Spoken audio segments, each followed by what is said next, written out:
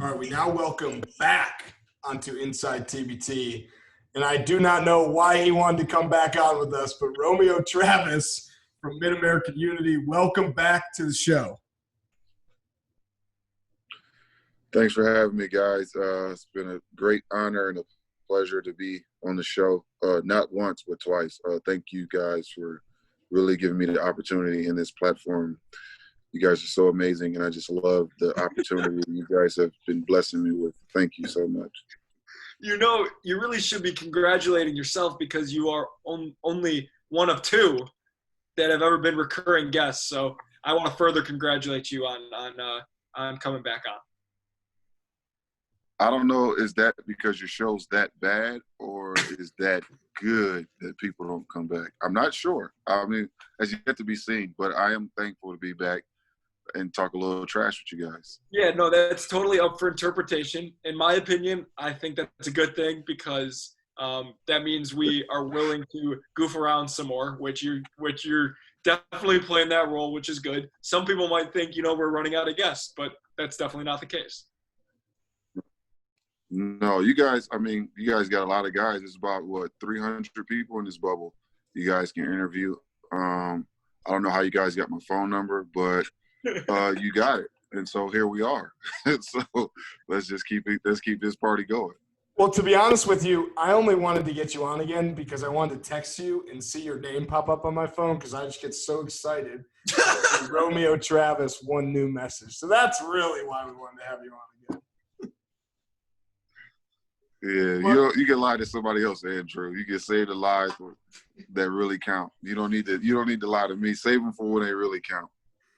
All right, well, let's talk some actual TBT stuff. You're in the bubble. All right, your team is now pretty much official. Same with Team CP3. So what are you thinking now going into opening night, the nightcap of day one of TBT?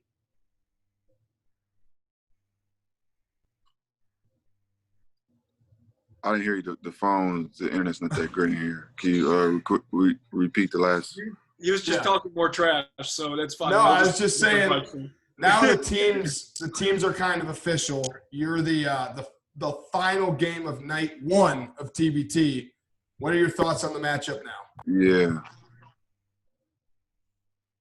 It's going to be a great game. They're a very talented team. They have a really good roster. So our goal is to, stay close and stay close in the game. With the Elam ending, you always have a chance if you stay close. And so that's the goal for us, is to stay in the game and, try to win the game at the end of the game. I know we talked about it before. You guys got a chance to practice as a team. Got to do a little bit something different than just being in your hotel room. How did it feel to get onto one of those TBT practice courts? It felt really good to be out, on the floor and being able to practice with the guys. The depth perception in those ballrooms are a little different because, you're used to playing on courts with a little bit different depth perception. But other than that, the courts were really nice. Being able to get up and down a little bit was also nice. And just being around the guys and hang out with your teammates was pretty cool instead of, group chatting all day. So anyone who's been paying attention to the TBT bubble knows that after you checked in, you had to go sit in your room for 24 hours, and you're going to be in your room a lot, especially if you win and keep winning. So first kind of quarantine rapid-fire question. What is your go-to quarantine movie? Go-to quarantine movie. Honestly, I'm the kind of guy, I watch so many movies that I just really look for something I've never seen before. So I just look whatever is new or something very old. If I had to go with something very old, I would go Harlem Nights. It's a classic. If you watch it enough, you'll find something new every time that makes you laugh. So I will go with Harlem Nights as my go-to. So my go-to quarantine movie is this documentary about this group of like 5 or so friends that played together in high school, and some of them went on to be really good basketball players, and it's really cool. It's called More Than a Game, and that's my go-to quarantine movie. Well, that sounds like a really good film.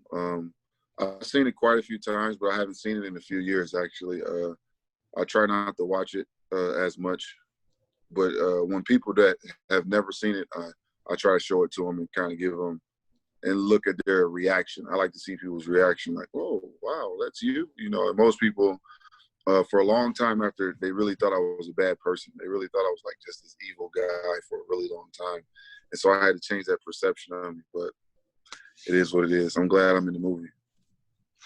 What about your go-to quarantine video game? Call of Duty. I haven't played in a long time. My daughter is 7. When my daughter was born, video games pretty much went out the window. So I haven't played Call of Duty consistently since I was like 7 years ago. But I bought this one for me and my son to play together, and I still didn't play it. So I'm going to play Call of Duty now, but it says it's an update and it takes 42 hours. I think I'll be out of the bubble by then. So I don't know if I'll be able to play or not. Yeah, you should have texted us before. We would have told you that it was update day today, and that just ruins the whole thing because I had normal Wi-Fi and it took 2 hours. I can't even imagine what the hotel Wi-Fi is doing to it. And I didn't have an HDMI cord because I thought that at a hotel that their TVs would have HDMI cords, not the screw back cable. So I tried to get one from the guests or whatever with the hotel lobby or whatever. They tried to charge me $40 for HDMI cord. I'm not paying that. I don't care. So I just had to wait, and I just got one like 10 minutes ago delivered here. So I'm going to get on that update. So I'll probably be able to play it by the time I get back home. Yeah, you're gonna be sitting. It's gonna be 30 minutes before tip, and you're gonna be like, "Oh, just 4 more minutes until it uploads. Let me get one game in." Yeah, no chance. I'm gonna try to update it, but I don't think I'm gonna be able to play it. I'm just gonna leave it plugged up for the next week and see what happens. So I want to run you through a scenario. All right, Saturday night, final game of the night. Do I need to have my eyes? Hold on. Do I need to have my eyes open or closed? You pick. Once you hear how it's going, you can eyes closed. Eyes closed. So Saturday night.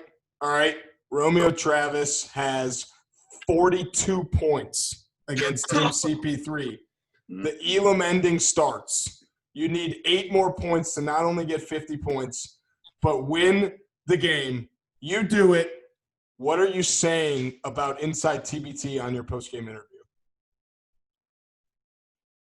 Oh, wow. I'm going to say these guys predicted it. I didn't see this. I didn't see it coming. You didn't see it coming. We didn't see it coming. But they predicted it. And I'm going to get on here every week just so I can get another 50 ball. That seems like something you might do. That I mean, I'm a superstitious guy. So if that happened to me, I'd be calling Andrew like, "Hey man, I gotta come on again," and be like, "Dude, we don't have another episode to release." It's like, no, you don't understand. I gotta get back on again. No, it's crazy because I was very superstitious, and then one day I couldn't do my superstition, and so I had to literally become non-superstitious overnight. It's the craziest thing because I used to like want to take a nap before every game. And then one time I played at like a 2:00 game.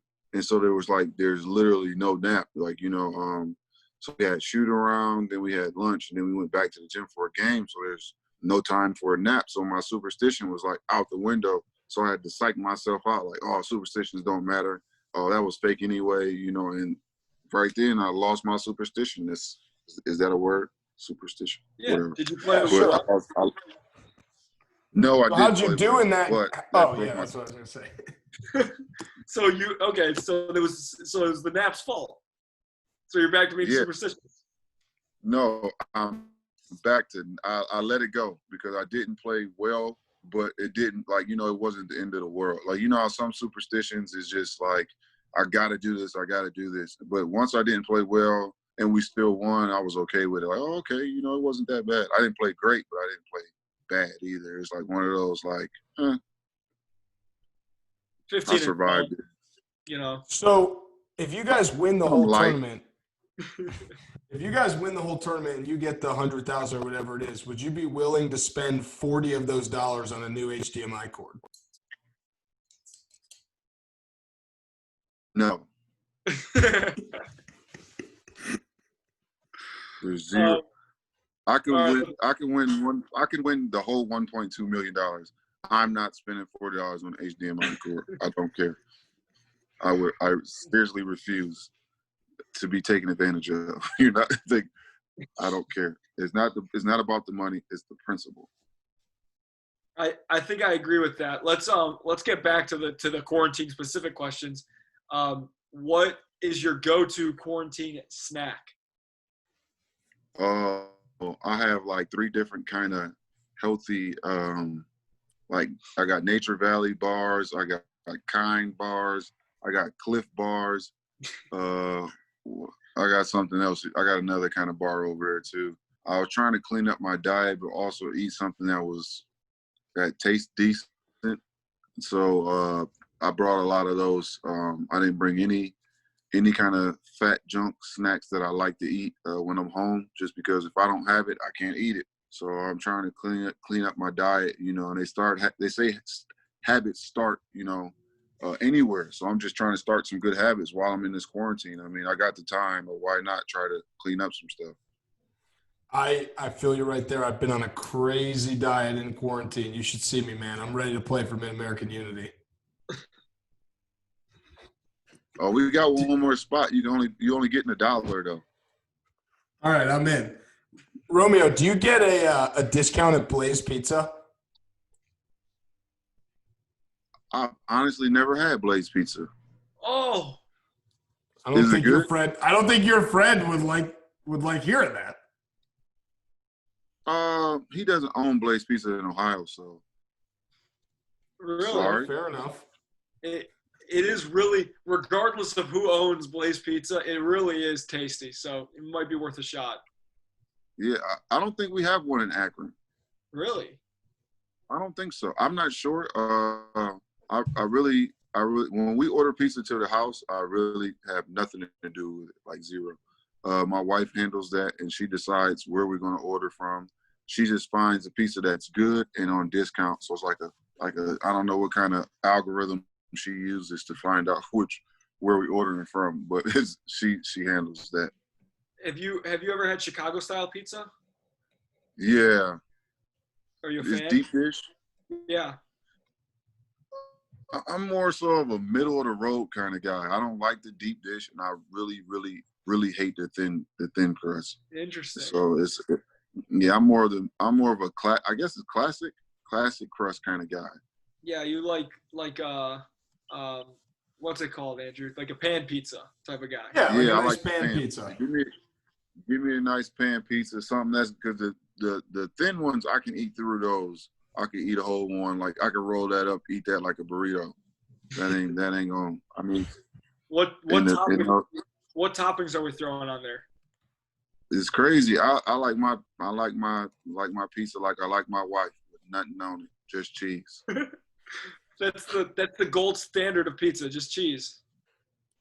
Just cheese. I mean, I just keep sauce and cheese, keep it nice and easy, man. Because I don't eat pork, so once you start adding on a bunch of different stuff, I don't want people to slip pork on my pizza, man, and it's gonna just ruin my whole day.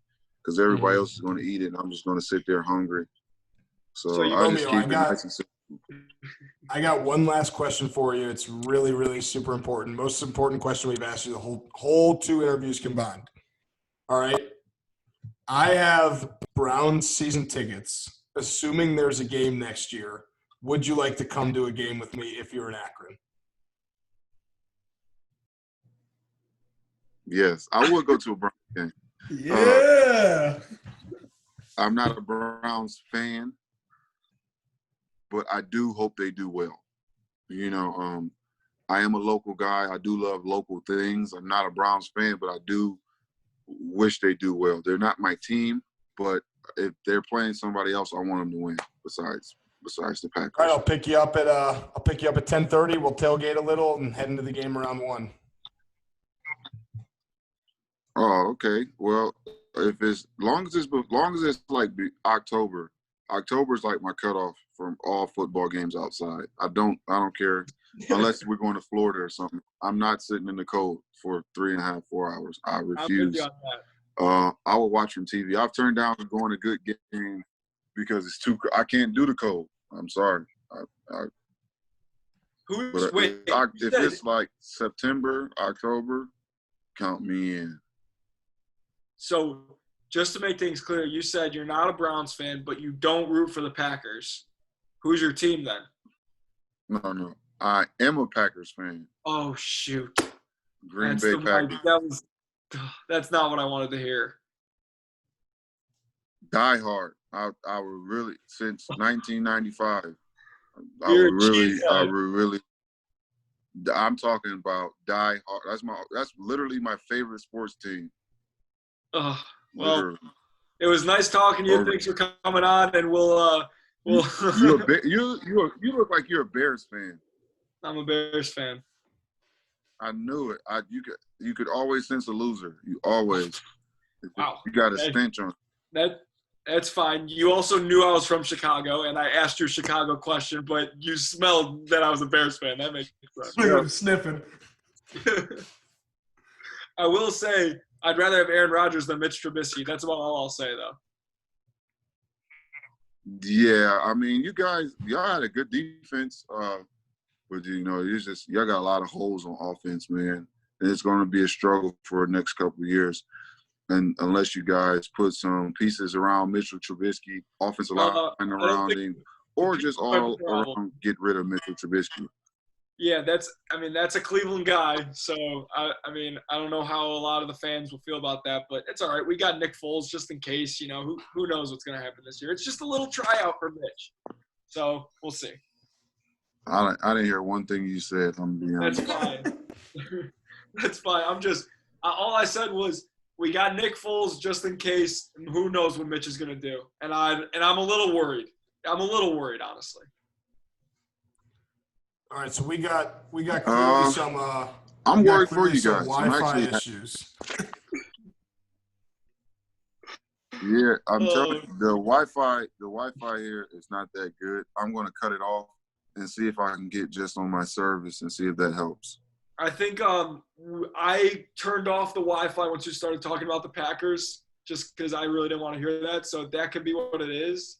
So I'll turn it back on when the interview's over. Don't worry. Oh, okay, that's fine. I'm just used to winning anyway when it comes to the Packers, especially the NFC North. It's not even I don't even really celebrate those NFC North championships. Why would you? It's not entertaining. One of the best quarterbacks of all time only has one ring, so. Yeah, I mean, a lot of quarterbacks like Dan Marino have no rings, but we're not going to go there. No. Because you guys haven't won a Super Bowl since I think you weren't born yet. I know I wasn't born yet. 85. Yeah, you wasn't there. No. Even if I was 10 years older, I wouldn't be born. Or no, I would. Yeah, I wouldn't be born. So it's okay. I've seen my team win 2 Super Bowls, go to 3, go to the playoffs, perennial playoff team. It's okay. We're not here to. I'm not going to throw jabs at the. You guys losing up as it is. It's not an NFL podcast. It's a TBT podcast. Yeah, we don't need to throw jabs about you guys losing all the time. That's okay. We're not. Romeo, I just figured out why you don't eat pork. I figured it out. Why? Because ever since Roger Bacon beat you guys in the championship, you stopped eating pork. Oh, okay. Fair? I was gonna say, Andrew. I was gonna say he just eats kosher. Whose phone is that? Hey, sorry, man. I'm a popular guy. I'm getting FaceTime. It's my bad. Yeah, it's past your FaceTime hours. Romeo, my last question. Can I get a 23 greater than 23 shirt and or hat? Yes. Text me your address. Okay, great. Sorry, I don't know if I'm on board with that. I won't even ask. It's okay. It's okay. I understand you're a Chicago guy. You weren't born when all that stuff happened. Oh, you might have been born. What year were you born in? I was. I was alive for the last championship. What year were you born in? I didn't actually when you were alive. No, okay. Here's the story. I wasn't alive, but I was in my mom's stomach during the game. How about that? So you never seen it. Oh, that's all Never I want seen to it. know. You know, Okay. the sixth trophy has been in my house, though. It's pretty cool, right? Yeah, that's awesome. Yeah, so that gives me a little bit more street cred, right? No, I mean you can like who you like. I just want to know if you've seen it or not, personally. I haven't seen it live. I have not seen it live. Yeah, so you went back and watched it with hard eyes. So you already had. I only know what I know. My dad is from Chicago, also. It's all. Yeah, your mind was made up before you even seen it because you watched it in reverse. I'm from Chicago. I feel like you're the wrong guy to argue this with, so I'm not going to argue it. Romeo and I are not going to back down from this. I'm from Chicago, and I'm the perfect example. Doesn't matter where you're from. You can still figure it out even if you're from Chicago. I'm right there with you. You're an Ohio sports fan, though. So, Joey, all I have to say, every time there's an argument or disagreement about players or who's better or who's worse or who was whatever, all I say is one thing to people, and it ends most arguments. What's that? Switch teams. Okay. If you put Michael Jordan on any of LeBron's teams, does those teams become better or worse? If you put LeBron on Michael Jordan's teams, do those teams become better or worse? That's a great point. I think that's a great point. And my counterpoint to that is, if you're got to win one game, who are you taking? Me? I mean, I'm just saying in general. I'm taking LeBron. Have you ever seen him in Game 7? I have. Have you ever seen Michael Jordan in Game 7? Oh wait, he doesn't play in them. So then what? Yeah, because everybody else sucked. If you're playing against plumbers, electricians, if you're playing against custodians, people who manage Roth IRAs, of course you're going to go out there and be dominant and be the best player out there. I mean, he was a great player. He's an exceptional talent. But if you mix the Nike marketing along with the ESPN marketing, alongside the NBA going global, you'll see why Jordan's really the best. If you go back to the 60s, Bill Russell and those Celtic teams dominated that era. You go to the 70s, Wilt Chamberlain and Kareem Abdul-Jabbar dominated those eras. You go to the 80s, Bird and Magic dominated the era. Jordan in the 90s, Kobe and Tim Duncan in the 2000s, LeBron in the 2010s. What makes the 90s the best era of basketball that makes him the greatest player of all time? I agree with you. Each era was dominated by a specific guy or two. 5 and 5, 3 rings, 2 rings, whatever, was dominated by a specific guy. If you look at each era, each decade was dominated by a different guy. What makes the 90s the best era? To just say that this one guy dominated this era, now he's the greatest of all time. I'm not saying he's not, but I'm not saying he is. That doesn't, to me, just because you dominated an era doesn't mean you dominate basketball of all time. Just because you play differently doesn't mean you dominate of all time. I think what you were getting at the end, playing differently, I think that's the number one thing that's just so not fair, is they're not the same talent, No, they play totally different. I mean, they're night and day. It's hard to compare these guys. It's like saying LeBron and Steph Curry, who's a better player. Yeah. Huh? These guys, they don't even play the same. It's like me and Andrew. What are you gonna say? Yeah, I've never seen you guys play, so I'm not going to judge, because I've seen some guys who really don't look like they can play and really play, and guys vice versa. I don't know which one you guys the name are. of our game right there. I don't know if you look like you can play and you suck, or you look like you can't play and you're good. So I'm not going to judge you by your looks. But that's my only point, is that everybody dominated their era.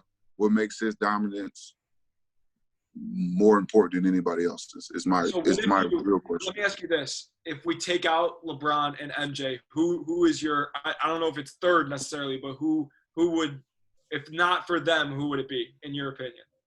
To me, I like. I'm a big. I'm not that tall, but I'm a big, and I like bigs.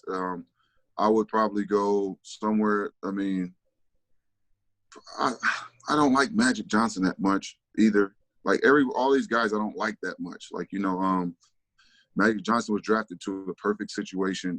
He, went to a final as a rookie. So like it's just weird, man. I would go Shaq. All right, long story short, Shaq or Tim. I like Tim Duncan. Tim Duncan is like my favorite player of all time outside of. So I would go Tim Duncan. Long story short. I swear I'm not just saying this to agree with you, Romeo, but I was about to say before you said that, Shaq is the most underrated in the GOAT conversation because he was unstoppable. Any highlight you watch, it just doesn't make any sense that he wasn't averaging 70. He was so disrespectful, and if he really wanted to, he could have really tore the league apart. They put rules in.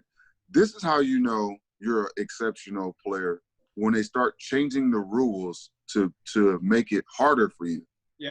In Jordan's time, in Wilt's time, they changed the game to make it harder for Wilt. No dunking. And when Jordan came around, they made it easier for him by the hand checking rule. And then when Shaq came around, they made it harder for him by by implementing certain rules, like the defensive rules, the 5-second back down rule, all that other. They call it the Charles Barkley rule, but it affected Shaq as well. So when you look at it, when they're making the game easier for you or they're making the game harder for you, they made it a lot easier for Jordan with the hand checking rule. Last question about this discussion. What are your thoughts on Larry Bird? I didn't see enough of Larry Bird, to be honest. But a lot of people say he was really good. I wasn't old enough to watch him in his prime, to be honest. And so I don't like to comment on stuff that I actually don't know about. You know what I'm saying? Like, I didn't see him play a lot in his prime. But people say he was very crafty because, like, you will have to watch him play live to see his effect on the game more than just statistics. If he's, getting loose balls or tipping the ball or, making a great hockey assist, because people can affect the game more than one way. And if you can only see that if you actually, watch the games. And I've never seen him play. I've never sat and watched an entire Larry Bird game. I'm not going to lie, and I'm not going to, if we're being honest.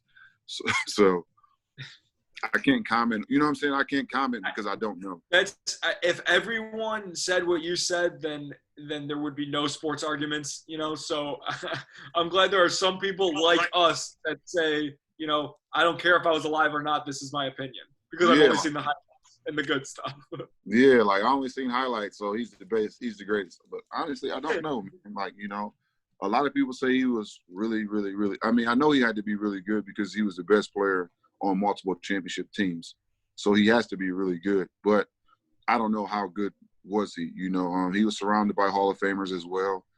He had a really good roster. And, he only had one competition, and I was getting to the finals and playing against the Lakers. So I don't know. Like, I can only go off of hearsay and, et cetera.